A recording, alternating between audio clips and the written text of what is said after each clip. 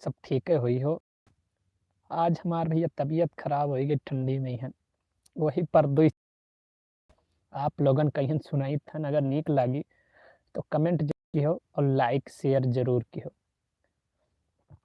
पहिन लीन स्वेटर बहुत, जूता और जुराब, तबहू ठंडी लाग गए और तबीयत भइल खराब।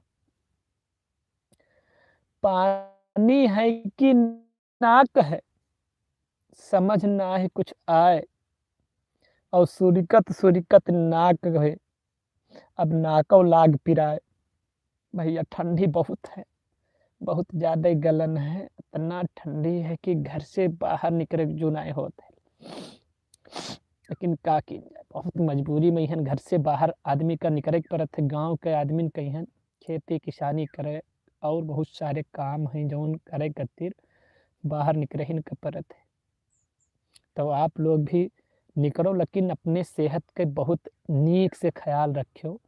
काहे कि ठंडी बहुत है, ठंडी वंडी अगर लाग जाई तो बड़ा बुरा हुई, बीमार हो जी, तबीयत खराब हो जी। ओ भैया का बताई, जे कोई कुंवारा है वो हके तो जिंदगी न रखे।